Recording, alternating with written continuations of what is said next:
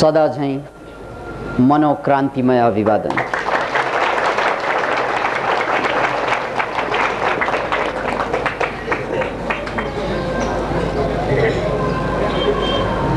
भगवान श्री कृष्णले अर्जुनलाई ज्ञानको सम्बन्धमा व्याख्या गर्दा भन्नुभएको एउटा सूत्र अभ्यासेन तु कौन्तेय वैराग्येन च गृह्यति। अभ्यासेन तु कौन्तेय वैराग्येन च गृह्यते। हे कुंती नंदन अर्जुन, अभ्यास र वैरागबाट अभ्यासेन तु कौन्तेय वैराग्येन अभ्यास र वैरागबाट त्यसलाई उपलब्ध गर। त्यो भनेको हामी जम्मैले खोजिरहेको, त्यो भनेको जन्म जन्मान्तरणको खोज। र यो त्यो कसैले भगवान भन्छ। तत् त्वम असि, तत् भनेको त्यो, यहाँ पनि त्यो नै छ उपनिषदमा। त्वम भनेको तिमी, असि भनेको हौ। तिमी नै त्यो हौ जसलाई भगवान भनी खोज्दैछौ। पुनः एकपल्ट, तिमी नै त्यही हौ जसलाई तिमी भगवान भनी मन्दिर मन्दिरमा, मस्जिद मस्जिदमा, गिर्जा गिर्जामा, गुम्बा गुम्बामा चाहर्दैछौ। त्यो तिमी नै हौ। त्यो तिमी नै हौ जसको खोजमा तिमीले जन्म जन्म लगायौ, जसको खोजमा तिमी अहिले पनि पीडित छौ। त्यो कोही पनि होइन, त्यो तिमी नै हौ जसलाई तिमीले खोज्दैछौ। तत् त्वम असि। यो वेदको वचन, यो उपनिषदको सार। यसलाई पतञ्जलिले आफ्नो भाषामा योग चित्तवृत्ति निरोधमा जोडेका छन्।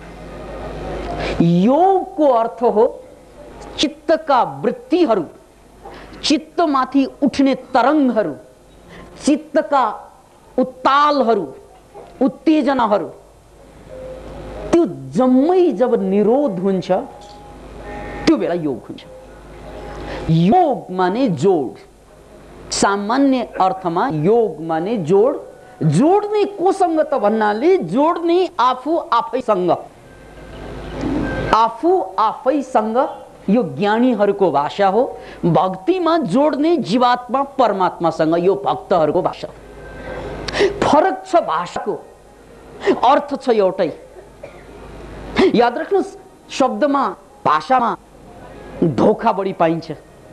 किनभने एकम सद विप्रा बहुधा वदन्ति, सत्य एउटै हुन्छ। ज्ञानीहरूले विभिन्न किसिमबाट त्यसलाई अभिव्यक्ति दिन्छ, अभिव्यञ्जना प्रकट गर्छ। एकम सद, परम सत्य त एउटै हुन्छ। परम सत्य एउटै हुन्छ, सामयिक सत्य अनन्त हुन्छ। याद राख्नुहोस् यसलाई। परम सत्य एउटै हुन्छ, सापेक्ष सत्य अनन्त हुन्छ।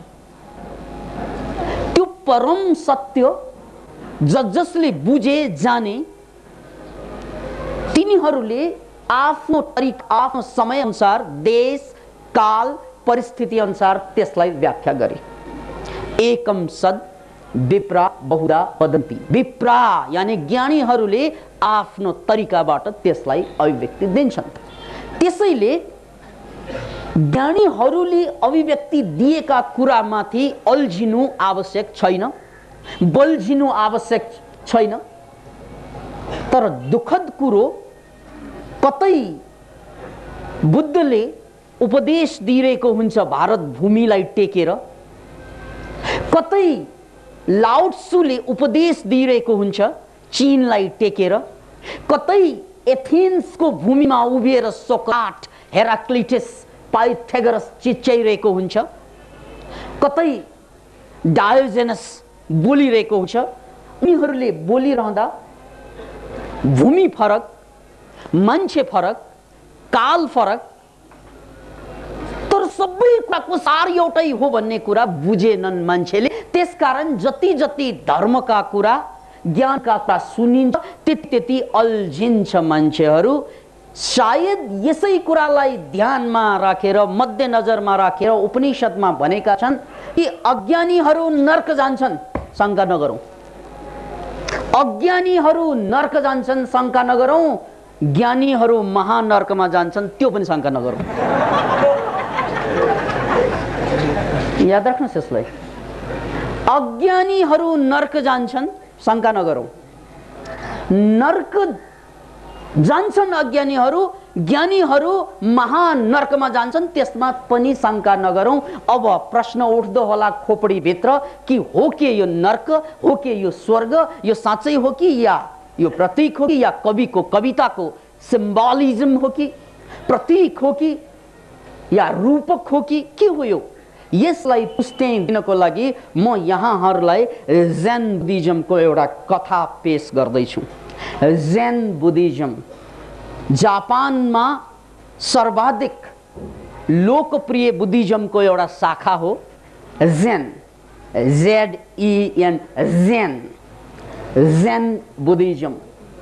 एकजना साह्रै ज्ञानी मुक्त पुरुषलाई, सन्तलाई एकजना समुराईले गएर सोध्छन्। समुराई जापानको परम्परागत सैनिकहरू। याद राख्नुहोस्, जसरी यतातिर क्षेत्री भनेपछि क्षेत्रलाई रक्षा गर्ने, देशलाई रक्षा गर्ने मानिन्छ, त्यस्तै भारतमा राजपूत भनेपछि बहादुर ठानिन्छ। त्यस्तै जापानमा समुराई भनेपछि इज्जतका साथ बहादुर, साँच्चै बहादुर मान्छे, समुराई परम्परागत सैनिक। र उनीहरू बडो विचित्र हुँदा रहेछन्, उनीहरूको शिक्षा बडा विचित्र छन्। समुराईहरूलाई बहादुर कसरी बनायो भन्ने, केले बनायो भन्ने कुरामा अलिकति म दर्शन पनि जोड्न चाहन्छु। उनीहरूलाई युद्धमा अन्य मान्छेलाई कसरी मार्ने भन्नुभन्दा पहिला आफूलाई कसरी मार्ने सिकाइन्छ। Can you imagine it? अरूलाई मार्ने, शत्रु पक्षलाई सिद्ध्याउने सैनिकको धर्म हो। सामान्यतया सैनिकको धर्म शत्रु पक्षलाई सिद्ध्याउनु हुन्छ, तर शत्रु पक्षलाई सिद्ध्याउनु अगाडि स्वयंलाई कसरी सिद्ध्याउने त्यसको ट्रेनिङ हुन्छ समुराईहरूको बीचमा। किन भन्नाले शत्रु पक्षले समाति हाल्यो भने केरकार गरिन्छ नै, दुःख यातना दिइन्छ नै, र यसरी केरकार र दुःख यातनाको क्रममा युद्धका सूत्रहरू, युद्धका क्लुहरू फेला पारियो भने देश बर्बाद हुन्छ। त्यसकारण उनीहरूलाई मार्ने कसरी सैनिक, शत्रु पक्षका सैनिकलाई सिद्ध्याउन अगाडि आफैलाई कसरी सिद्ध्याउने भन्ने एउटा ट्रेनिङ दिँदो रहेछ। त्यसलाई हाराकिरी भनिन्छ। हारा भनेको हाम्रो यो नाइटो भन्दा 3 अम्मल तल चिनिया साहित्यमा यसलाई, चिनिया दर्शनमा यसलाई टान्डेन भनिन्छ। र त्यहाँ जहाँ टान्डेन छ, स्वाधिष्ठान चक्र भन्दा अलिकति माथि, त्यो एउटा यस्तो पोइन्ट रहेछ जहाँ सामान्यतया छुराले चिरिदियो भने बिना दुखाइ साइनाइडको काम गर्दो रहेछ।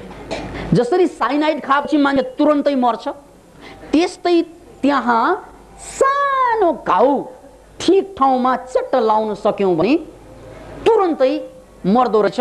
ट्राई नगर्नुस्, किनभने यहाँ अभ्यासको कुरा आइरहेको छ।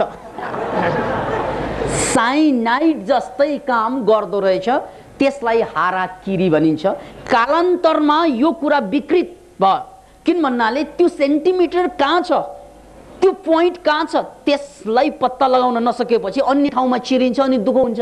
अनि त्यो सानो 1 सेन्टिमिटर चिर्दा पुग्ने ठाउँमा कहाँ छ भनेर चिर्दा चिर्दै मर्छ मान्छे। त्यसकारण हाराकिरी भनेको जापानमा एउटा विकृतको रूपमा पनि देखा पर्यो। हाराकिरी मात्र मतलब हाराकिरी माने अचेल पेट चिरेर मर्नुलाई हाराकिरी भनिन्छ।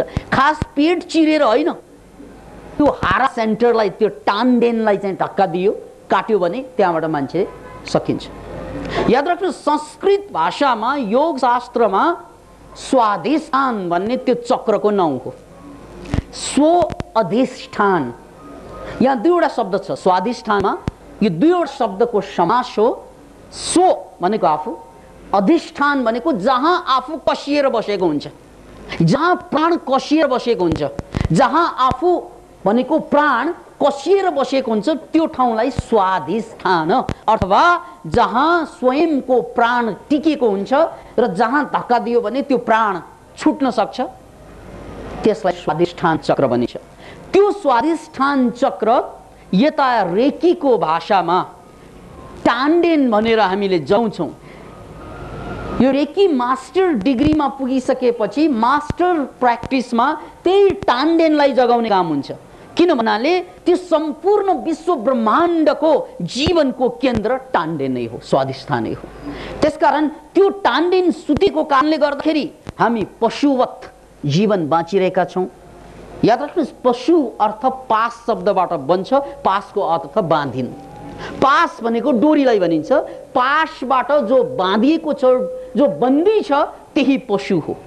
त्यसकारण पशुको अर्थ जोसँग चोइस छैन, फ्रिडम छैन, त्यसलाई पशु भनिन्छ। र यो पाशविक शब्द त्यसैबाट आएको कि पशुले जस्तै प्रवृत्ति गर्न थाल्यो, काम गर्न थाल्यो भने त्यसलाई पाशविक भन्छन्। त्यसकारण हामीले यहाँ बुझ्नुपर्ने कुरो के त भन्नाले स्वाधिष्ठान चक्रमा हाम्रो सम्पूर्ण प्राण केन्द्रित विश्व ब्रह्माण्डको केन्द्र बिन्दु भएको कारणले गर्दा त्यो जाग्यो त मान्छे फ्री हुँदै जान्छ। जति जति त्यहाँबाट ऊर्जा जाग्छ, शक्ति जाग्छ, त्यति त्यति मान्छे फ्री फ्री फ्री भित्रबाट इन्टरनल फ्रिडम अनुभव गर्दै जान्छ उसले। र जति जति त्यो साँघुर्दै जान्छ, त्यो जति जति साँघुर्दै जान्छ, बन्द हुँदै जान्छ, ओझेलमा पढ्दै जान्छ, त्यति मान्छे पाशविक वृत्ति गर्दो रहेछ, मान्छे पशुवृत्तिमा फस्दो रहेछ। किनभने पशुवृत्तिमा केही पनि गर्नु पर्दैन, आहार, भय, मैथुन, निद्रा, चारवटा पशुवृत्ति। आहार अनि खाली खाने, जसरी पनि खाने, नखाने पनि खाने, खाने पनि खाने, जे भेटाए त्यही त्यही खाने, नभेटाएको पनि बनाई बनाई खाने, मुख पड्काई पड्काई, जिब्रो पड्काई पड्काई, जिन्दगीलाई लट्काई लट्काई, यो एउटा बानी बस्दो रहेछ मान्छेमा। खानामा साह्रै खानामा लोभ जाग्नु, स्वादमा अल्झिनु, पशुवृत्ति भनेको यही हो, स्वाद अल्झिनु। अनि दोस्रो पाशविक वृत्तिमा निद्रा, आहार निद्रा पनि हो, भय पनि हो, डराउने, सानो कुरामा पनि डराउनु, यानी ठीक कुरा पनि ठीक भन्न नसक्नु डरको कारणले गर्दा। त्यसकारण यो डराउनु, आहार, भय, निद्रा, मैथुन र सम्भोगमा अथवा यो सेक्सुअल एक्टिभिटिजमा बढी ध्यान जानु, यो जम्मै कुरा पशुको प्रवृत्ति हो। जब टान्डेन सुत्छ, जब स्वाधिष्ठान सुत्छ, जब हारा सुसुप्त हुन्छ, मान्छेमा पाशविक वृत्ति बढी क्रियाशील हुन थाल्छ। त्यसकारण यो हारालाई जगाउँदै, हारालाई खोल्दै लग्न सक्यौं भने, अथवा यो हारा चक्र क्रियाशील हुँदै गयो भने मान्छे चाहिँ बढी डिभाइन हुँदै जान्छ, बढी आध्यात्मिक हुँदै जान्छ। यसको कारण त भन्नाले यहाँ आएर प्राण टिकेको छ। त्यसको सबभन्दा ठुलो वैज्ञानिक प्रमाण भनेकै कि हाराकिरी सिस्टममा अथवा समुराईहरूले त्यहाँ सानो 1 सेन्टिमिटरको घाउ पारेर मान्छे बिना दुःख तकलिफ मर्न सक्छ। अर्को प्रमाण टान्डेन भन्ने कुरा, त्यो सेन्टर जागेपछि सम्पूर्ण शरीरबाट ऊर्जा प्रवाहित हुन्छ। त्यसपछि चाहिँ रेकी मास्टर बन्छ। रेकी मास्टरशिपको दीक्षा यही टान्डेन जगाउनुमा निहित छ। त्यसैले यो सेन्टर हाम्रो सुतिरहेको छ। यो प्रसङ्गवश मैले यहाँलाई भनेको एउटा बेहोरा मात्रै हो। कथा चल्दै थियो, हाम्रो एकजना जेन मास्टरको कथा। समुराई जेन मास्टर कहाँ पुग्छन् र त्यहाँ पुगेर समुराईले सोध्छन्, गुरुदेव के स्वर्ग र नर्क यथार्थमा हुन्छ, वास्तविक कुरा हो के स्वर्ग भन्नु साँच्चै अस्तित्वमान छ के नर्क भन्नु साँच्चै विद्यमान छ? अलिकति कुरा खोल्नु पर्यो भनेछ। अब जैन मास्टर, त्यो ज्ञानी पुरुष, ज्ञानी सन्त उजुरुक्क उठेर के ठुल्ठुलो आँखाले हेर्छ उसलाई, को हो मलाई यसरी सोध्ने? तिमी को भनेर सोध्छन्। अनि समुराई पनि कम छैन, ऊ त सुरवीर, उसले के भन्छ? म समुराई, समुराई भनेर गर्वसाथ भन्छ। ऊ त सेना हो, गर्वसाथ म समुराई, म बहादुर। ए समुराई रे, हेर्दा त काटर लाग्छ, हेर्दा त काटर, हेर्दा त डरछेरुवा, तर तिमी आफूलाई समुराई भन्छौ? यो कुरा सुन्न साथ एउटा समुराई भन्ने, समुराई सैनिकलाई कसैले डरछेरुवा भन्यो भने त्यो भन्दा ठुलो अपमान केही हुनै सक्दैन। किन भन्नाले उनीहरू मार्न अगाडि मर्न सिकेर जानेहरू, उनीहरूलाई डरछेरुवा भन्ने त कुनै पनि अधिकार छैन। त्यसकारण त्यहाँ डरछेरुवा भन्ने शब्द उसको जीवनमा सबभन्दा ठुलो अपमानजनक शब्द हुन्छ। त्यसकारण ऊ एक क्षण त चल्यास भए, ओहो कतैबाट बाण हिर्का जस्तो लाग्यो उसलाई। त्यसपछि उनले तलवार सट्ट तानेर उज्याए। त्यत्तिकैमा जैन मास्टर, त्यो ज्ञानी सन्त, त्यो मुक्त पुरुष हाँस्छ।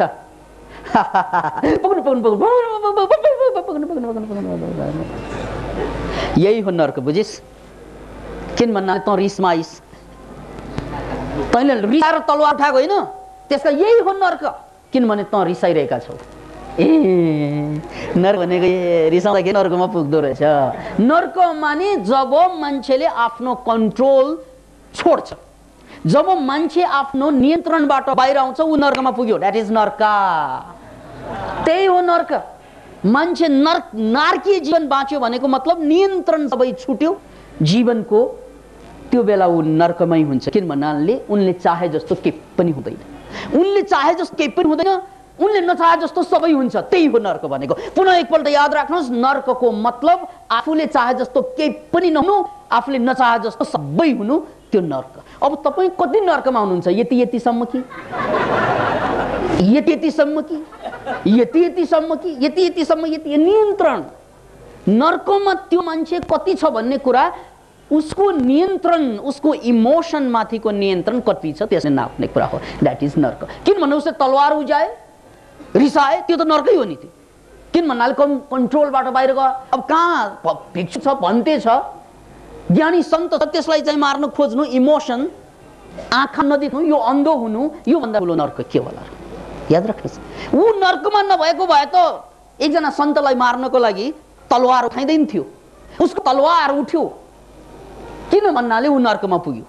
यसैले याद राख्नुहोस्, इमोसन, नेगेटिभ इमोसन माथि, जो पोजिटिभ इमोसन माथि पनि यदि कन्ट्रोल छैन, नियन्त्रण छैन भने त्यो नर्कै हो। त्यसका नर्कको माने हो कन्ट्रोलबाट बाहिर जानु। त्यसैले हामी कति नर्कमा छौँ त? कोही यता, कोही यता, कोही यता, कोही यता, कहाँ कति नर्कमा छन् भन्ने कुरा त्यो नियन्त्रणको कुरा हो नर्क। अब यति जवाफ पाउन साथ त्यो समुराईलाई हाँसो उठ्यो। यो पो नर्क रहेछ भने तलवार बिस्तारै राखे। यही हो स्वर्ग, किनभने तिमी हाँसिरहेका छौ।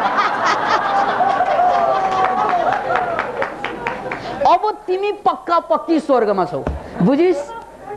तैँले बुझिस् नर्क र स्वर्ग के हो? त्यसकारण याद राख्नुहोस्,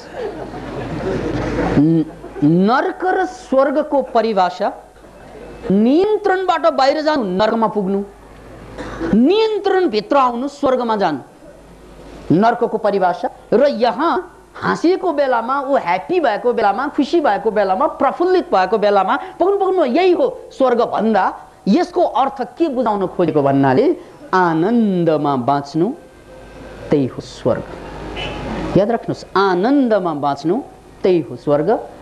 आनन्द भन्दा ठुलो स्वर्ग हुँदैन। त्यसैले हाम्रो शास्त्रमा एउटा वचन छ, मूकं करोति वाचालम पंगुम लङ्घयते गिरिम यत्कृपा तमहम वन्दे परमानन्द माधवम। मुकम करोति वाचालम, यानी लाटोले बोल्न थाल्छ, लङ्गडोले हिँड्न थाल्छ। कहिले लाटोले बोल्न थाल्छ, लङ्गडोले हिँड्न थाल्छ, कहिले त भन्नाले जब त्यो परमानन्द तिमीमा बर्सिन्छ। त्यसकारण तिम्रो लागि असम्भव भन्ने कुरा केही पनि रहँदैन त्यो बेला, जुन बेला परमानन्द तिमीमाथि बर्सिन्छ। अब यहाँ परमानन्द र आनन्द फरक छ। यस अर्थमा आनन्द र परमानन्द फरक छ। किन भन्नाले आनन्द भनेको कजेटिभ आनन्द भयो, हाम्रो कज छ, कारण छ। के कारण? म आनन्दित किनभने प्रवचन सुन्दैछु। अब प्रवचनबाट बाहिर गयो भने फेरि चाहिँ दुखी हुन्छ। कति मान्छेलाई यहाँ शनिबार सुन्छन्, आहा शनिबार आनन्द भयो, आइतबार अलिअलि चाहिँ ब्याट्री डाउन हुन्छ, सोमबार पुगेपछि फेरि कसो कसो हुन थाल्छ, मङ्गलबारदेखि त लखतरान, फेरि त्यही पुरानो नर्मा। अनि उनीहरू कुरेर बस्छन्। ओहो, हप्तामा 2 चोटि प्रवचन भइदिएको भए हाम्रो ब्याट्री चाहिँ चार्जै भइरहन्थ्यो। हप्ता 3 पल्ट भइदिएको भए कतिको जिज्ञासा यो पनि आउँछ।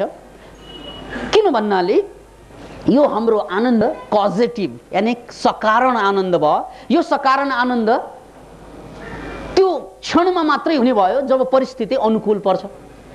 जब मैले पैसा पाउँछु हे गरे, पैसा गएपछि हे गरे, सबै कुरा। अब जब सफल हुन्छ हे गर्छ, असफल भएपछि ए। आखिर सफलता र असफलता भनेको धेरै टाढाको कुरा रहेनछ। यो मुख छ नि, सफल भयो भने ए माथि जान्छ यसरी, असफल भयो यसरी तल आउँछ। सफलता र असफलता त्योभन्दा बेसी त रहेनछ।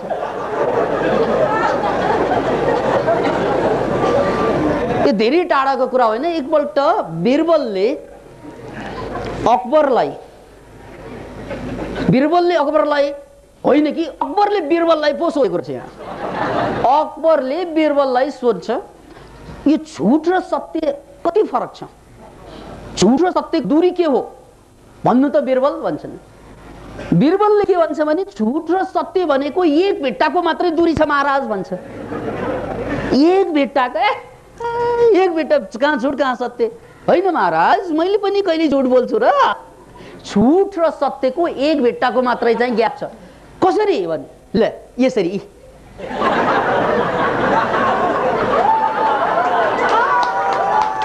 किनभने कबीर साहब को वचन यहाँ भनौं, कानों सुनी झूठ सब आंखों देखी सांच, कानों सुनी झूठ सब आंखों देखी सांच, दरिया देखी जानिए यह कंचन यह कांच। कानले सुन्ने त सबै झुटै हुन्छन्, आंखों देखी सांच। किन भन्नाले हामीले यहाँ कानबाट सुन्ने कुराहरू, बजारमा पाइने कुराहरू थुप्रै छन् जो कानबाट सुनिन्छ। पत्र पत्रिका भनेको त्यही हो, रेडियो टेलिभिजन भनेको त्यही हो, त्यो कानबाट सुन्ने हो। तर आँखों देखी भनेको आफैले नभोगेसम्म, नजानेसम्म त्यो कुरा जम्मै झुट हुन्। त्यसैले झुट र सत्य कति टाढा छ? कान यहाँ छ, आँखा यहाँ छ, एक भेट्टा भन्दा कम, धेरै टाढा छैन, एक भेट्टा भन्दा कम टाढा छ झुट र सत्य। यदि सत्यलाई बुझ्नु छ भने अनुभवमा आउनु पर्छ, झुटलाई अनुभव चाहिँदैन। झुट भनेको सर्वव्यापी, जहाँ पनि हुन्छ झुट, तर सत्य भनेको सर्वव्यापी हुँदैन। याद राख्नुहोस्, अब हामीलाई सिकाएको के? सत्य सर्वव्यापी। सत्य त एकदमै सापेक्ष भएर बस्छ। हाम्रो यो कन्सियस माइन्डले भेटाउने सत्य सापेक्ष हुन्छ, र अघि मैले निरपेक्ष सत्यको कुरा गरेँ, त्यो कन्सियस माइन्डले भेटाउने सत्य होइन। त्यहाँ फेरि पतञ्जलिमा फर्कनु पर्छ।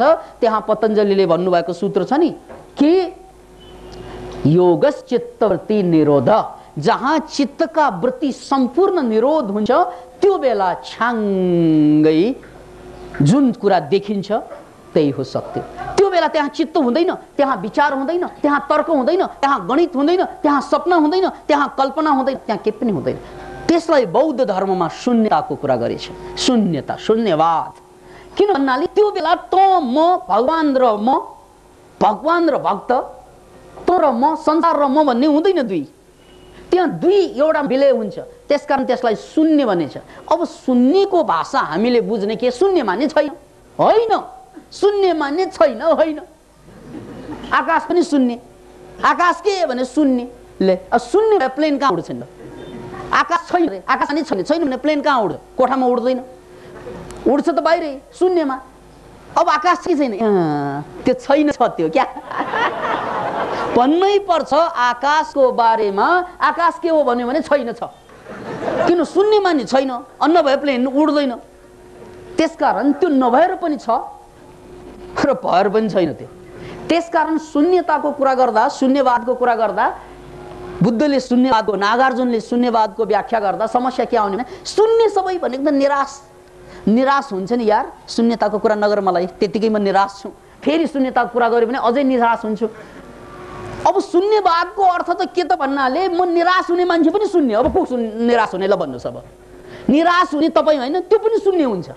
अनि निराश हुने को नि? त्यसकारण कान सुनी झुट भनेको त्यही हो। जसले शून्यताको बोध गरे, अनुभव गरे, उनीहरूलाई आपत्ति छैन शून्य शब्दमा। आपत्ति कसलाई हुन्छ त भन्नाले जसले बोध गरेको छैन उसलाई त के लाग्छ भन्नाले शून्यता भनेको खाली ग्याप। त्यसैले नागार्जुनको सम्बन्धमा के भनेको छ भने उनले गरेको व्याख्यामा एम्प्टीनेस अफ द एम्प्टीनेस, शून्यको पनि शून्य। जहाँ शून्य पनि शून्य हुन्छ त्यो बेला वास्तविक महाशून्य जन्मिन्छ, त्यही बेला मान्छे मुक्त हुन्छ। फेरि एकपल्ट याद राख्नुहोस्, जहाँ शून्य पनि शून्य हुन्छ, कस्तो शून्यवाला त्यो? जहाँ शून्य पनि शून्यता पनि शून्य हुन्छ त्यहाँ महाशून्य जन्मिन्छ। त्यसैले यी कुरालाई शब्दले बुझ्दैन। अब के भनेको यो शब्द मात्रै खेलायो जस्तै कि शून्य रे महाशून्य रे। अब भगवानको सम्बन्धमा व्याख्या गर्नेले पनि त्यही भन्छन्। एकचोटि शङ्कराचार्यले भन्दै थिए भगवानको सन्दर्भमा, संसारमा जे जति कुरा छन् सबैको कारण छन्। त्यस्तो मान्न मिल्यो, त्यसलाई त मान्न मिल्छ, तर भगवान हुनुको कुनै कारण छैन। याद राख्नुहोस्, संसारमा जे जति कुरा छन् सबैको कारण छन्, तर भगवान हुनुको कारण छैन। किनभने ऊ कारणको पनि कारण भएको कारणले गर्दा ऊ हुनुको कारणै छैन। लजा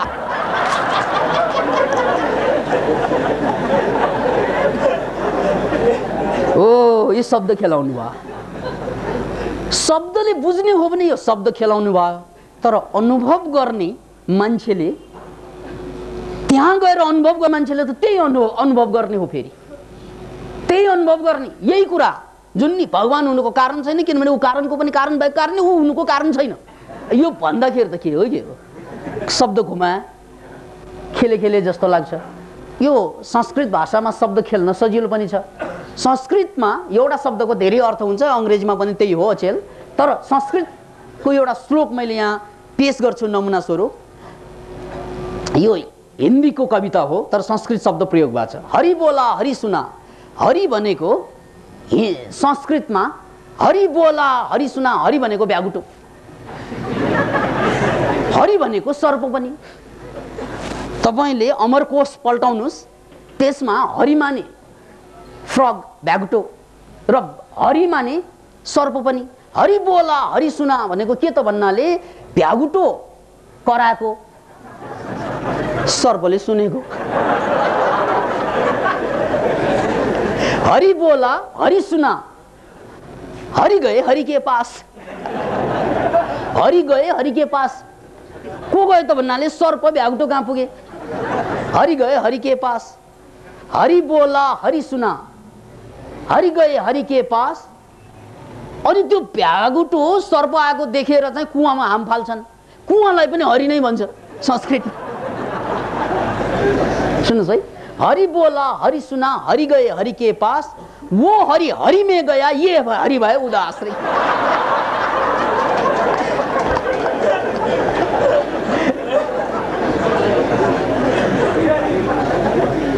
फेरि एकपल्ट, वन्स मोर। हरि बोला हरि सुना, हरि गए हरि के पास। ये हरि हरि में गया, वो हरि भए उदास। ये शब्दको खेल भयो। तर यहाँ परमात्माको विषयमा, आत्माको विषयमा शब्दको खेल होइन, यो त अनुभवको कुरा हो। अनुभवको कुरा भन्नु पनि मिल्दैन। तपाईहरुमध्ये कति अध्यात्मको धेरै गहिराईमा गइसकेका साथीहरु हुन्छन्, कति मध्ये यहाँ दर्शनका विभिन्न पक्षहरूलाई मनन गरेका हुनुहुन्छ होला। उहाँलाई मैले अनुभवी ज्ञान भनेको, मुक्ति भनेको अनुभव भन्दा गाह्रो परिरहेको पनि हुन सक्ला। के यो विकासानन्दलाई थाहा छैन रहेछ त्यहाँ माथि। किन भन्नाले ज्ञान भनेको मुक्ति भनेको कहाँ अनुभव हो र? मुक्ति भनेको अनुभवै हो, ठोकेर भन्छु। तर यस्तो अनुभव जहाँ अनुभवी हुँदैन, याद राख्नुहोस्। अनुभवी बिनाको अनुभवलाई मुक्ति भनिन्छ, केक्ति भनिन्छ? सोधेको प्रश्न क्या। अनुभवी बिनाको अनुभवलाई मुक्ति भनिन्छ। त्यहाँ व्यक्तित्व हुँदैन, अस्तित्व मात्रै हुन्छ। जहाँ व्यक्तित्व विलय हुन्छ त्यहाँ अस्तित्व प्रकट हुन्छ। जहाँ अस्तित्व विलय भइरहेको हुन्छ त्यहाँ व्यक्तित्व प्रकट हुन्छ। पर्सनालिटी, यो पर्सनालिटी छ नि मान्छेको, हो यो व्यक्तित्व भयो। तर यो व्यक्तित्व भन्दा धेरै धेरै धेरै धेरै माथिल्लो कुरा अस्तित्वको बोध, अस्तित्व बोध। अब यहाँ अस्तित्वको अर्थ पनि नेवारहरू चाहिँ नेवार हुनु अस्तित्व भन्छन्, त्यो अस्तित्व गलत भाषा। नेपालीहरूलाई नेपालीहरूको अस्तित्व बचाउनु पर्छ, केही पनि अस्तित्व छैन नेपालीहरूको। भारतीयहरूको अस्तित्व हुँदैन त्यस्तो। अस्तित्वको अर्थ हो जो वास्तवमै छ, त्यो हो अस्ति माने छ।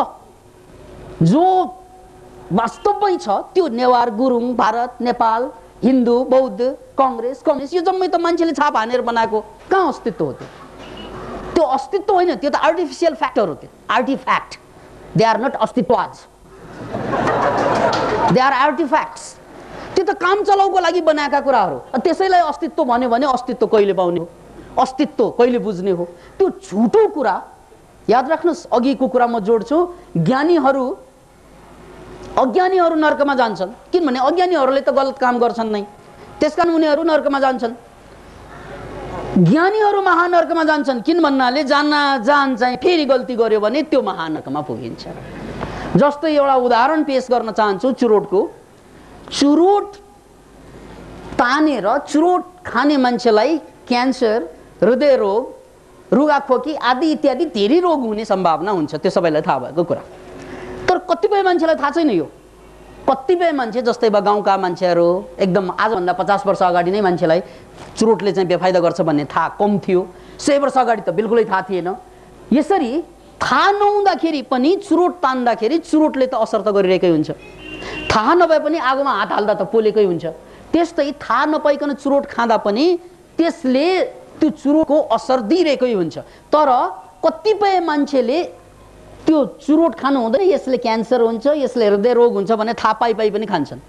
थाहा पाएर खाने मान्छे र थाहा नपाएर खाने मान्छेमा एक्सपेरिमेन्टहरू गर्दै जाँदा के पाइयो भन्नाले यदि थाहा नपाएर चुरोट खाइयो भने तपाईँलाई क्यान्सर हुने सम्भावना जति हुन्छ त्योभन्दा बेसी थाहा पाइ पनि खायो भने डबल हुन्छ। त्यो याद राख्नुहोस्। त्यो त्यसकारण थाहा नपाइकन गल्ती गर्दाखेरि कम प्रभाव पर्छ। थाहा पाएर पनि गल्ती गर्यो भने महा पाप भयो त्यो। त्यसैलाई हाम्रो यताको भाषामा प्रज्ञा अपराध भनिन्छ। प्रज्ञा अपराध भनेको जानी बुझी पनि गल्ती गर्नुलाई प्रज्ञा अपराध भनिन्छ र प्रज्ञा अपराधीहरू नै महानर्कमा जाने हो।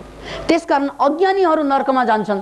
त्यो त नर्क भनेको नियन्त्रणबाट बाहिर जान्छन् अज्ञानीहरू। तर ज्ञानीहरू महानर्कमा जान्छन्।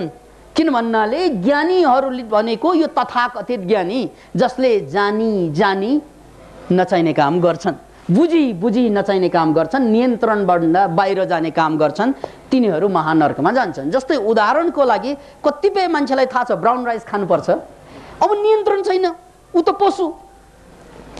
त्यसकारण ब्राउन राइस खानुपर्छ, यसले चाहिँ हेल्थ बनाउँछ, सबै थाहा छ।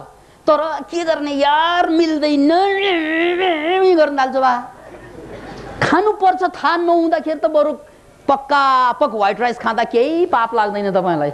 जति बिगार्नु छ बिगारेकै हुन्छ। अब त डबल बिगार्छ। तेरी भात यसरी हुन्छ, खानुपर्ने ब्राउन राइस खाइरहेछ व्हाइट राइस। के गर्ने, प्रवचन सुन्दा त मलाई पनि खाउँ लाग्छ, तर यहाँ आएपछि गाह्रो छ यार। यस्ता मान्छेलाई बढी रोग लाग्छ। याद राख्नुहोस् यो कुरा। कि जान्दै नजान्नु, कि ज्ञान पाउँदै नपाउनु। ज्ञान पाउने अपराध गर्नु हुँदैन हामीले, ज्ञान पाउने अपराध गर्नु हुँदैन। कि जान्दै नजान्नु थोरै घाटा गर्छ। जानिसकेपछि पालना गरेन भने पुरै घाटामा पर्छ। त्यसैले जेनको एउटा अर्को म प्रसङ्ग जोड्छु, if you meet Buddha on the way kill him immediately. Can you imagine it? यो मेरो कुरा होइन, जेन बुद्धिज्मको कुरा। जेनमा एउटा भनाइ छ, if you meet Buddha on the way, यदि बुद्ध पुरुषलाई बाटोमा भेट्यो भने छ्याङ्गै चाहिँ छिनाल्दिन् त्यसलाई। If you meet Buddha on the way kill him immediately, चिर्पै पार्दिनु उसलाई। के भनेको त्यो? किन भन्नाले ज्ञानी पुरुषको सङ्गतमा आइसकेपछि के गर्नु के नगर्नु त्यो थाहा हुन्छ। अघि त अन्धकारमा बाँच्दै थियो, के गर्नु के नगर्नु थाहा भएन, ठिकै कुरा हो। तर अब त थाहा भयो। थाहा भइकन पनि त्यही गल्ती दोहोऱ्याउनु।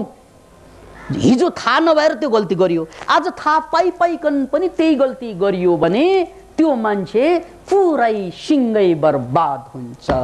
त्यसकारण थाहा पाउनुभन्दा नपाउनु जाति यदि नगर्ने हो भने, पुनः एकपल्ट, यदि अभ्यासमा ज्ञानलाई नल्याउने हो भने थाहा पाउनुभन्दा नपाउनु जाति हुन्छ। यहाँनिर एउटा प्रसङ्ग म कथासँग जोडेर यो कुरालाई छाङ्ग पार्न चाहन्छु। एउटा माझी आफ्नो डुङ्गा खियाउँदै थिए, त्यत्तिकैमा अर्को एकजना पण्डित त्यो डुङ्गामा आएर बसेछ। अनि अलिकति बिचमा पुगिसकेपछि पण्डित बाजेले माझीलाई हेरेर भन्छ, माझी दाई कति भयो यो डुङ्गा खियाउने काम गरेर? अब त हामी जन्मजातै सानै उमेरदेखि गरेको, कति भयो त्यो हिसाब पनि लाउन आउँदैन भने। ए तिमीलाई गणित आउँदैन? कहाँ आउँदैन, बाबुबाजेले केही पढाएको होइन, बाबुले पढेको होइन, बाजेले पढेको होइन, अब मैले पढ्ने किन पढ्ने, त्यस कारण मलाई गणित सनित आउँदैन। त्यसो भए तेरो 1/4 जिन्दगी बर्बाद भयो। अब गणित नजान्ने मान्छे यो संसारमा 1/4 जिन्दगी तेरो बर्बाद बन्छ। ओहो, 1/4 बर्बाद भयो। त्यत्तिकैमा जाँदै गर्दाखेरि अनि माझी दाई तपाईलाई चाहिँ संस्कृत भाषाको ज्ञान छ कि छैन भन्छ पण्डितजीले।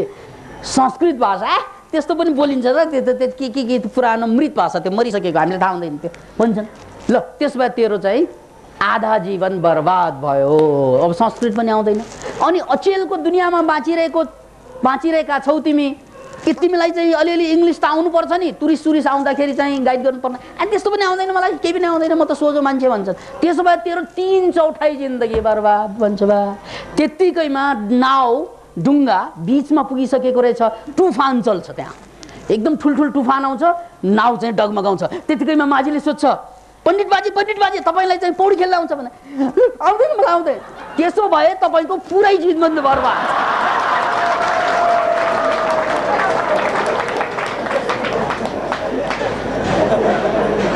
याद राख्नुहोस्। त्यसकारण ज्ञान यदि प्र्याक्टिकल भइदिएन भने तुफान आउने बेलामा तपाईँलाई बचाउने कोही पनि हुँदैन। तुफान, यो प्रवचन सुन्नलाई त ठिकै छ, यो स्वास्नीसँग बिहेभ गर्नु पर्यो भने थाहा हुन्छ तपाईँलाई प्रवचनले काम चल्दैन यार। तपाईँ हाकिमसँग डिल गर्नु पर्यो भने थाहा हुन्छ तपाईँलाई, हे तेरो त्यत्रो सुनेर आएको, यहाँ त के मान्छे यस्तै पैसै चाहिँदो रहेछ भनेर फर्कन्छ। जहाँ पनि पैसाको बोलबाला भनेर फर्कन्छ। त्यो मोरालाई थाहा छैन कि आफ्नो अक्ल, आफ्नो ज्ञान खुलिरहेको छैन अझै, त्यो ज्ञान अभ्यासमा आइरहेको छैन अझै, अस्तित्वमान भइरहेको छैन अझै, त्यो थाहा हुँदैन उसलाई। उसले के भन्छ भन्नाले ज्ञान गुणका कुरा धेरै सुनियो, तैपनि आखिर चाहिने पैसै रहेछ। झुट। किन झुट त भन्नाले त्यो पैसो पनि ज्ञानैबाट बनाएको हो। कि फलेको कुनै रुखमा पैसो, कसैमा डलर, कसैमा चाहिँ रुबल फल्दैन, कसैमा भारतीय रुपियाँ, कसैमा पाकिस्तानी रुपियाँ फल्ने कुरा होइन। त्यो रुपियाँको आविष्कार नै ज्ञानबाट भएको कारणले गर्दा यो कुरा बुझ्नुहोस्, रुपियाँभन्दा पहिला ज्ञान फल्यो र ज्ञानले रुपियाँलाई आविष्कार गर्यो। बेवकुफहरू यही भन्छन् कि जहाँ पनि रुपियाँ नै ठुलो होइन, रुपियाँलाई ज्ञानले बनाउने हो। रुपियाँले ज्ञान बनाउँदैन, रुपियाँले मूर्ख बनाउला। याद राख्नु, बेवकुफ बनाउला धेरै भन्दा धेरै। त्यसकारण चाहिँ धनी मानीका छोराछोरीहरू संसारमा कहिल्यै महान भएनन्। याद राख्नुहोस् यो कुरा, धनी मानीका छोरा। किन भन्नाले उनीहरूसँग धन बाहेक केही पनि हुँदैन। त्यो अनुभव कहाँ, त्यो सङ्घर्ष कहाँ? त्यसैले दुनियाँमा सबभन्दा गरिब मान्छे त्यो हो जोसँग धन बाहेक केही पनि हुँदैन। याद राख्नुहोस्। त्यसैले ज्ञान अनुभव भइदिएन भने त्यसले प्राण लिन सक्छ। पुनः एकपल्ट, ज्ञान अनुभवमा आइदिएन भने त्यो ज्ञानले प्राण हर्न सक्छ। त्यसकारण ज्ञान या त सुन्दै नसुन्नु, या त सुनिसकेपछि कुनै पनि हालतमा त्यसलाई अभ्यासमा ल्याउनै पर्ने हुन्छ। अब पुनः म गीताको श्लोकमा आएर पहिलो चरणको कार्यक्रम टुङ्गो लाउन गइरहेछु। म गीताको श्लोकमा अभ्यास र वैराग, हे कुन्ती पुत्र, तिमीले यो मुक्ति, तिमीले यो शक्ति, तिमीले यो वास्तविक ज्ञान प्राप्त गर्नको लागि दुई कुरालाई जीवनमा उतार्नै पर्छ। एउटा हो अभ्यास, किन भन्नाले अभ्यास भएन भने अभ्यास वैराग्याभ्याम तन्निरोध भनेर पतञ्जलिले भन्नुभएको छ। अभ्यास वैराग्याभ्याम तन्निरोध, तन् भनेको त्यहाँ यहाँ चित्तवृत्ति, जसले हामीलाई शक्तिहीन बनाइदिएछ, क्षीण बनाइदिएछ, त्यो चित्तवृत्तिलाई निरोध गर्नको लागि या त्यो भगवानको अनुभव गर्नको लागि या त्यो परम आनन्दको बोध गर्नको लागि, अस्तित्व बोध गर्नको लागि दुई कुरा मात्रै चाहिन्छ अर्जुन। एउटा कुरा हो सतत अभ्यास।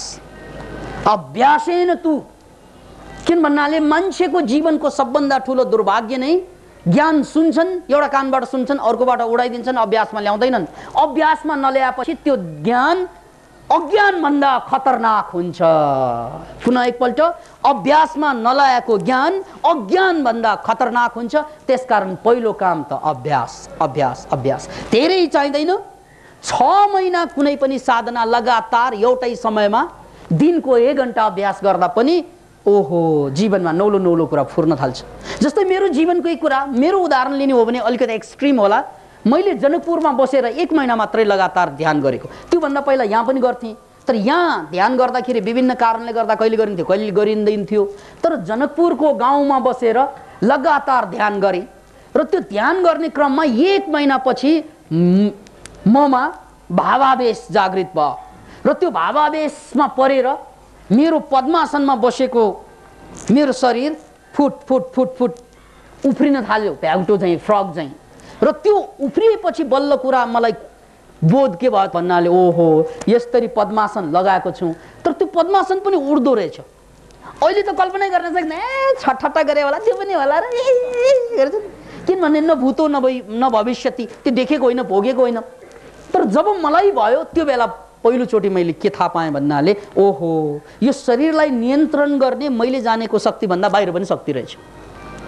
त्यसले खुल्यो, छाङ्ग खुल्यो र यही साहसको कारणले गर्दा अब मैले चाहिँ संसारप्रति वैराग जाग्यो मेरो पहिलोचोटि। याद राख्नुहोस्, वैराग र त्यागमा अलिकति फरक छ, त्यो पनि बुझौँ। वैराग भनेको जस्तै मसँग यो कोट छ, यो कोट लाएर पनि म वैरागी बन्न सक्छु, तर त्यागी भनेको अलिकति फरक छ। त्यागमा चाहिँ ठिकै छ, कोट चाहिँ छिकेर फालिदियो, त्यो त्याग भयो। अब फालिएपछि पनि अब गरिबलाई चाहिँ कोट दिएँ, तर मनमा के लागिरहेछ, है तेरि सित्तै दिएको, है तेरि त्यो मोरालाई अस्ति कोट दिएको, बाटोमा भेट्यो भने सलाम पनि गरेर ए मोरा डाका अस्ति तँलाई कोट दिएको मै हुँ, सलाम गर्नु पर्दैन मलाई। यो त्यागले अलि धोका दिन्छ मान्छेलाई। त्यसकारण त्यागी मान्छे जति अहङ्कारी कोही पनि हुँदैनन्, किनभने मैले यति त्याग गरेँ भनेर फुर्ती लाउन चाहिँ त्यहाँ साह्रै ठुलो मनस्थिति, मनोविज्ञान, मानसिकता बन्छ त्यागी मान्छेको। तर यहाँ त्यागको होइन, वैरागको कुरा। वैरागलाई ठिक ठिक बुझ्नुहोस्। फेरि यो हाम्रो भाषामा, नेपाली प्रचलित भाषामा वैरागको मतलब चाहिँ के भन्दा, वैरागी भनेपछि डिप्रेसन भएका मान्छेलाई वैरागी भन्छ हामी। जसलाई तपाईँले वैरागी भन्छ नि, केही चिजमा इन्ट्रेस्ट छैन, दे आर नट वैरागी, दे आर डिप्रेस्ड पिपल। याद राख्नुहोस्, नेपालमा वैरागीहरूको सङ्ख्या त्यस अर्थमा 60 लाख नागिसक्यो। त्यसैले वैरागी र डिप्रेस्ड पिपललाई पहिला तपाईँले छुट्याउनुहोस् है। डिप्रेसन भनेको यस्तो रोग, तपाईँहरूमध्ये धेरैले झेल्नु भएको होला। त्यस्तो रोग जुन रोग लागिसकेपछि तपाईँलाई या त बढी निद्रा लाग्छ, किन भन्नाले संसारप्रति रागै छैन, मोह नै छैन, निद्रै निद्रा, या त निद्रै लाग्दैन छटपट रातभर।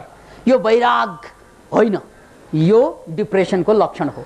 डिप्रेसनको दोस्रो लक्षण, जसलाई डिप्रेसन हुन्छ उसलाई केही चिजमा इन्ट्रेस्टै हुँदैन। याद राख्नुहोस् है, डिप्रेसनको माने यदि तपाईँका छोराछोरीले केटाकेटी जिस्क्याउन थाल्यो भने अहिलेसम्म ऊ डिप्रेस भएको छैन भनेर बुझ्नुहोस्। तर जुन दिनमा केटा पनि जिस्क्याउँदैन, केटी पनि जिस्क्याउँदैन, सिनेमा पनि हेर्दैन, केही गर्दैन भने गडबडी छ है केही। याद राख्नुहोस्, संवेदनशीलै हुन सकिरहेको छैन। तपाईँले आफ्नो छोराले केटा जिस्क्याएर साह्रै दुःख भइरहेको होला, केटी जिस्क्याएर तपाईँलाई छोराछोरी त्यो पीडा पनि होला, त्यतिसम्म ठिकै हो यार, अहिले चल्ता है, चल्ता है, स्वस्थ छ। तर जुन दिनमा मेरो छोरा ज्ञानी कोठाइबाट बाहिर निस्कँदैन सकिँदै छ। यति ज्ञानी तरुणी देख्दाखेरि पनि आँखा चिम्लेर बसिदियो भने गयो। अरे यार सौन्दर्य देखिरहेछ तर आँखामा सेन्सिटिभिटी छैन भने त्यसलाई डिप्रेसन भनिन्छ, वैराग होइन। याद राख। त्यो तरुणी जिस्काउने धेरै छन् कि क्या हो यसमा? तरुण देखिरहेछ, त्यो तरुण देखेर पनि वाह क्या ह्यान्डसम भन्न सकेन भने त्यो के को तरुणी थियो? त्यो सेन्सिटिभिटी हो। यहाँसम्म चल्ता है। यो ठुलो महान कुरा होइन तर घटिया कुरा पनि होइन। याद राख्नुहोस्, यो प्राकृतिक कुरा। तरुणले तरुणीलाई देखेर अलिकति चाहिँ केमिस्ट्री चेन्ज हुनु, भित्र न्युरोकेमिकल चेन्ज हुनु, यो सामान्य कुरा भएन भने असामान्य। याद राख्नुहोस्, त्यसकारण यो सामान्य कुरा अहिलेसम्म तरुण तरुणीमा रस छ भने ठिकै छ यार, तिमी सांसारिक मान्छे हो, तिमी मुक्त पुरुष होइनौ, त्यो बेग्लै कुरा। तर तिमी डिप्रेस्ड पनि होइनौ, त्यो बेग्लै कुरा। त्यसकारण यो सामान्य कुरा, यसलाई हामीले धेरै महत्त्व पनि दिनु भएन। यसलाई ओहो यसको मतलब अब बाहिर गएपछि सुई सुई बजाउने हैन। अस्ति त्यस्तै भयो। एकजना चाहिँ 70 वर्षको बाल जम्मै फुलिसकेको एकजना बुढा पनि मेरो प्रवचन सुन्दै थिए अस्ति भनेको धेरै अगाडि। अनि सडकमा गएर न्यू रोडमा पुग्नु के थियो, एउटा तरुणी क्याट वाक गर्दै हिँड्दै गरेको देखिन्। अनि उसले हत्तनपट्ट सिटी बजाएर सुईको बजाइदिए। भर्खर यहाँबाट प्रवचन सुनिरहेको सेन्सिटिभिटीको कुरा। तरुणीले अब कुन अमिताभ बच्चन भनेर फर्केको त अमिताभ बच्चनको बाउ हरिवंश राय बच्चन को परेछ।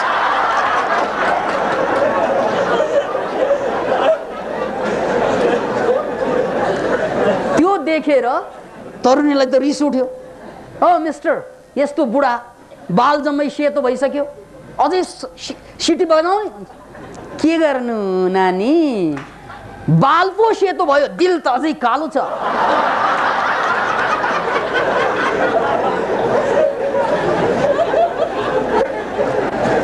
यहाँसम्म ठिकै कुरा हो।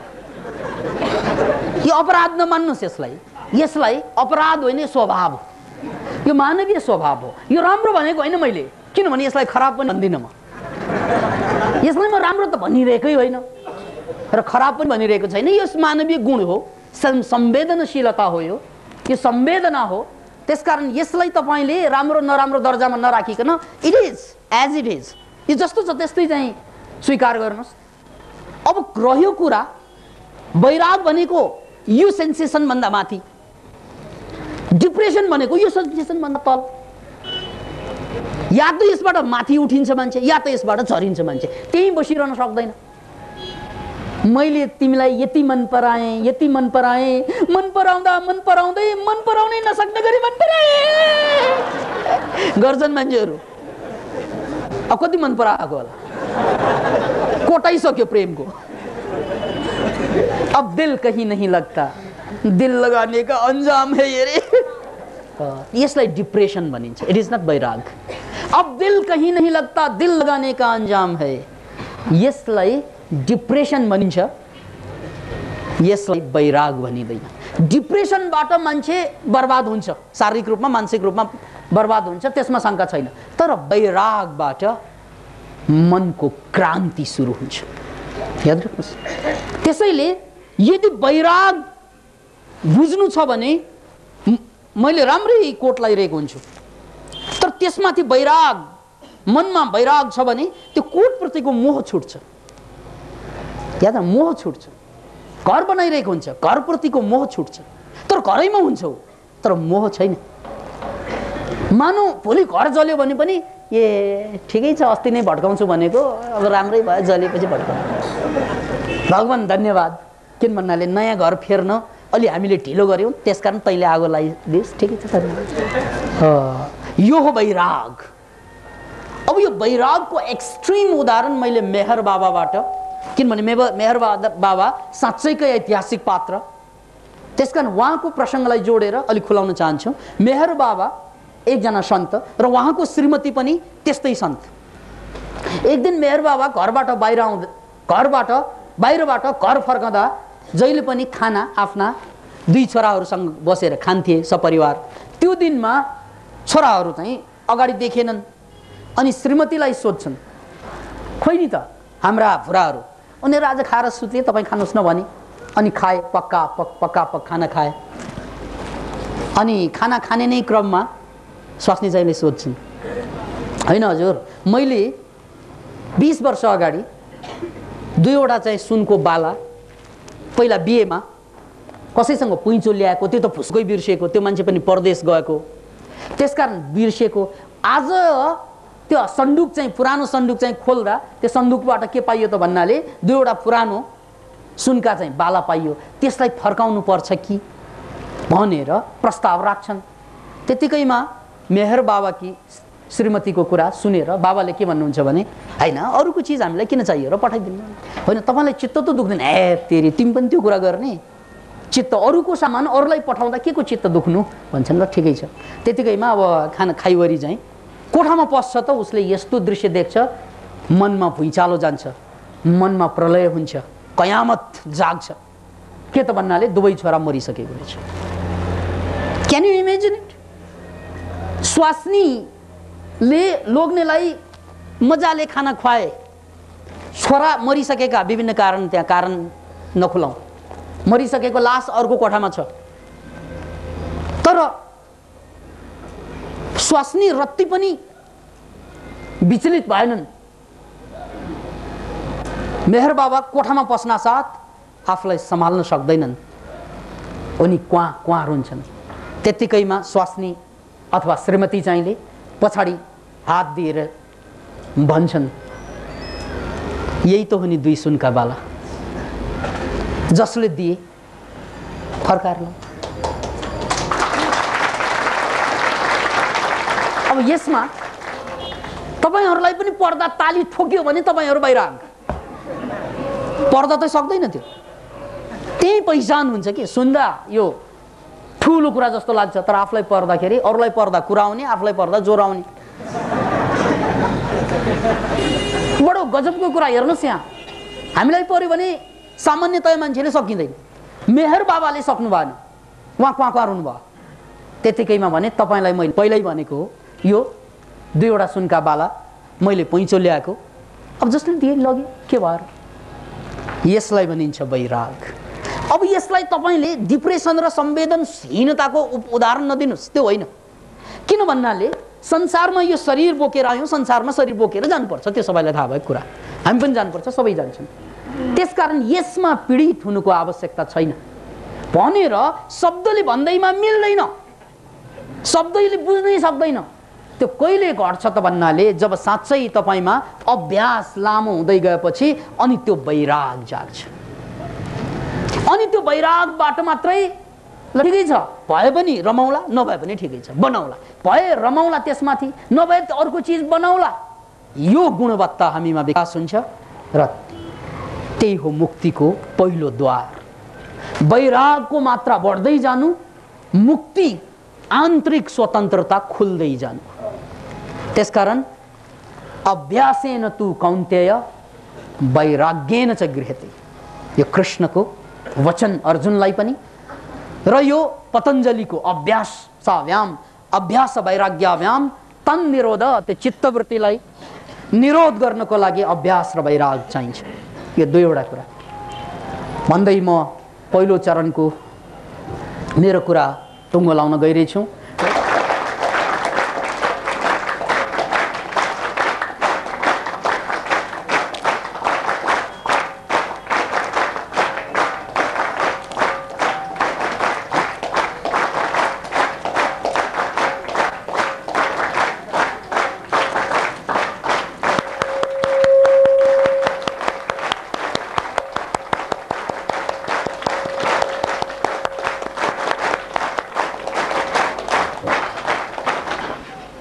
स्वामी विवेकानंद जी, विकासानंद जी,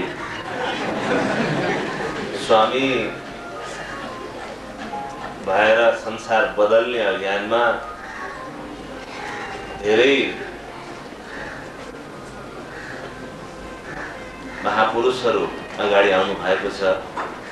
विकासानन्दजीले त्यो यात्रा थाल्नु भएको छ र आज संयोग भयो म बेग्लै क्षेत्रको मान्छे,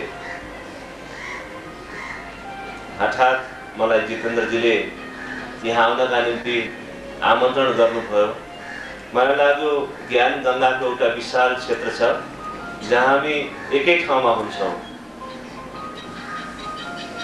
भित्र अन्तर्मुखी हुने अन्तर्जगतको यात्राको हामी सबै सहयात्री हुन्छौँ। राजनीति, विज्ञान, दर्शन, यी साना साना आँखी झ्यालहरूबाट संसारलाई हेर्ने र बुझ्ने एक ढङ्गको प्रयत्न हुन्छ।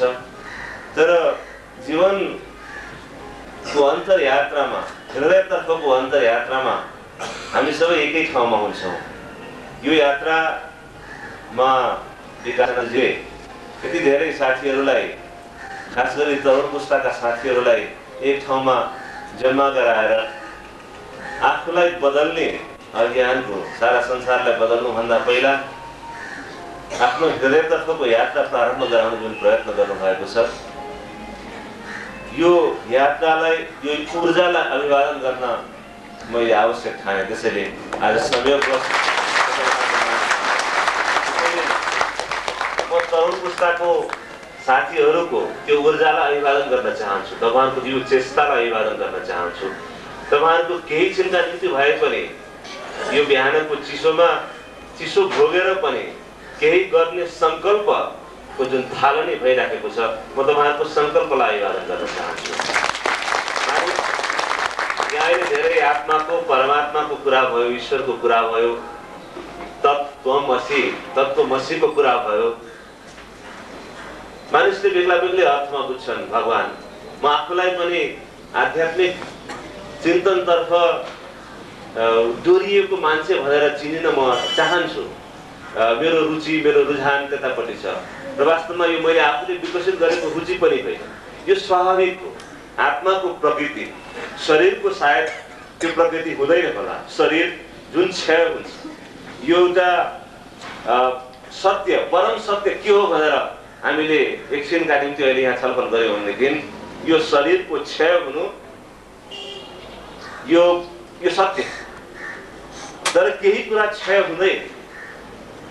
मान्छेको beyond this body something exist. मान्छे व्यक्तिका रूपमा मान्छेको मृत्यु भए पनि मानिसको विचार, मानवीय गुणहरू, जुन शाश्वत मानवीय गुणहरू छन्, तिनको कहिले क्षय हुँदैन।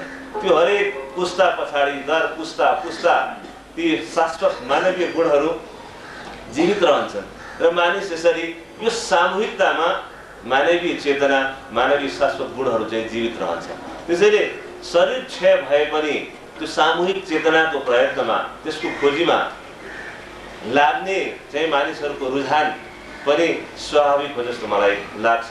त्यसैले आज मैले एउटा अनौठो संयोग यसलाई मान्दछु कि संयोगले मलाई जितेन्द्रजी हठात 2 दिन अगाडि यस्तो कार्यक्रम हुन्छ, विकासानन्दजीको, स्वामी विकासानन्दजीको प्रवचनको कार्यक्रम हुन्छ, उहाँले पुस्तकहरू लेख्नु भएको छ। मैले उहाँले लेखेको पुस्तकहरू पढेको थिइनँ। मलाई त्यही साँझ जितेन्द्रजीले किताब चाहिँ छोडिदिनु भयो। उहाँको आत्मकथा मैले पढेँ र एउटा ठुलो रूपान्तरणको चाहिँ कथा। मैले एउटै कुर्सीमा बसेर 1 घन्टा 45 मिनट कति समय मलाई लाग्यो। मैले उहाँको चाहिँ आत्मकथा सिद्ध्याएँ। आत्मकथाहरू धेरै हामीले पढेका छौँ। गान्धीले आफ्नो आत्मकथालाई सत्यको प्रयोग भन्नुभएको छ, जहाँ केही पनि कुराहरू नलुकाइकन गान्धीले चाहिँ आफ्ना जीवनका अत्यन्त असहज कुराहरूलाई पनि व्यक्त गर्ने प्रयत्न गर्नुभएको छ। मैले उहाँको पनि आत्मकथा पढेँ। उहाँको बाल्यकाल, बाल्य जीवन जुन ढङ्गले चाहिँ बित्यो, त्यसमा अन्तर्निहित मनोविज्ञान, आफूले गरेका गल्तीहरू, कमी कमजोरीहरू र त्यो कमी कमजोरीहरूबाट पार पाउने उहाँको प्रयत्नलाई जुन निर्भयतापूर्वक, सत्यतापूर्वक उहाँले चाहिँ राख्नु भएको छ, मलाई त्यो पनि स्तुत्य लाग्यो, मलाई त्यो पनि वन्दनीय लाग्यो।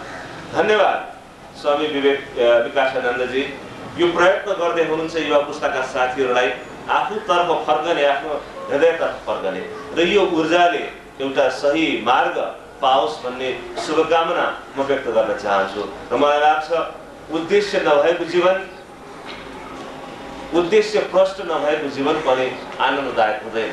म मेरो आफ्नो अनुभवको कुरा म तपाईँहरूलाई सुनाउँछु। पोहोर साल म मेरो परिवारका सदस्यहरूसँग राजस्थानमा माउन्ट आबुमा म गएँ भ्रमण गर्ने सिलसिलामा, त्यो ठाउँ हेर्ने सिलसिलामा। जैनहरूको अत्यन्त विख्यात 5वटा मन्दिरहरू छन् माउन्ट आबुमा, दिलवाडा मन्दिर भन्छन् उनीहरू। त्यो मन्दिरमा प्रस्तर मूर्तिहरूको पत्थरलाई कुँदेर यति राम्रो स्थापत्य कलाको निर्माण भएको छ। ताजमहल हेर्न आउने सारा संसारका टुरिस्टहरूको निम्ति एउटा कारण हुन सक्छ विश्वको अनौठो यो कृति हो भन्ने। त्यत्तिकै महत्त्वको 1000 वर्ष, झन्डै 1000 वर्ष अगाडि बनेका ती मन्दिरमा जुन ढङ्गले पत्थरलाई कुँदेर मूर्तिहरू बनाइएका छन्, फुल, कलश अथवा चाहिँ सगुनका थुप्रै कुराहरू चाहिँ दिवालमा, माथि सिलिङमा सर्वत्र जसरी बनेको छ, त्यो हेर्दा मान्छे अभिभूत हुन्छ। त्यो मन्दिर निर्माण गर्ने प्रसङ्गको एउटा कथा मैले एउटा पुस्तकमा पढ्ने अवसर पाएँ। जब त्यो मन्दिरको निर्माण हुँदै थियो, एउटा वैरागी, उहाँले भन्नुभएको जस्तो वैराग्य अरू कारणले होइन, आफ्नो कर्मको बन्धनबाट मुक्त भएको मानिस, कर्तापनको अभिमानबाट पनि मुक्त भएको मानिस, म यसो गर्दैछु भन्ने अभिमानबाट पनि मुक्त भएको साँचो वैरागी जीवनको अर्थ फेरि पनि खोज्नका निम्ति त्यही बाटोमा गइराखेको बेलामा उसले त्यो मन्दिर निर्माणमा व्यस्त भएका 2टा श्रमिकहरूलाई भेट्टायो। एउटा श्रमिक अत्यन्त झिजो मानेर, झर्को मानेर पत्थर चाहिँ कुद्ने काम गरिरहेको थियो, फोड्ने काम गरिरहेको थियो। सोध्यो त्यो चाहिँ वैरागीले, के गर्दैछौ भाइ तिमी?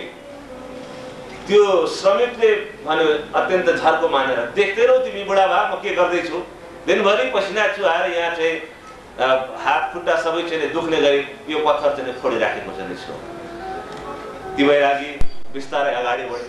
अर्को एउटा श्रमिक पनि त्यसै गरी पत्थर काटिराखेको थियो, कुदिराखेको चाहिँ थियो, तर अत्यन्त मस्त भएर गीत गाई गाई झुमी झुमी पत्थर काटिराखेको चाहिँ थियो, आफ्नो काममा व्यस्त थियो। सोध्यो त्यो वैरागीले, के गर्दैछौ भाइ तिमी? त्यो श्रमिकले भन्यो म एउटा मन्दिर बनाउने प्रयत्न गर्दैछु, म मन्दिर निर्माण गर्दैछु।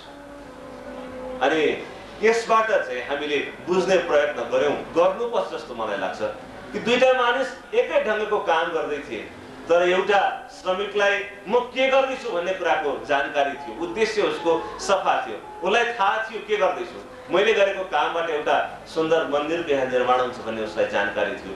आफ्नो काममा, आफ्नो कामको उद्देश्यका प्रति अत्यन्त आत्मीयतापूर्वक लागेको मान्छे कठोर परिश्रम गर्दा पनि रमाई काम गर्दै थियो। अर्को मानिस त्यत्तिकै मेहनत गर्दै थियो, तर उसलाई आफ्ना कामका प्रति रुचि उत्पन्न हुन सकिराखेको चाहिँ थिएन। ऊ चाहिँ अत्यन्त दुःख मानेर, झिजो मानेर आफ्नो काम गरिराखेको थियो। मलाई लाग्छ हामीले, हाम्रो पुस्ताले, हाम्रो देशले, हरेक पेशामा भएका मानिसहरूले बुझ्नुपर्ने, सिक्नुपर्ने र ठम्याउनु पर्ने बाटो यही हो। हामी जे गर्दैछौँ त्यो निष्ठापूर्वक, इमान्दारीपूर्वक ठम्याएर सिकोरेर कुरा कि म यो उद्देश्यका निम्ति गर्दैछु भनेर आफ्नो उद्देश्य सफा राखेर काम गर्यो भनेदेखि एउटा मन्दिरको निर्माण हुन्छ, एउटा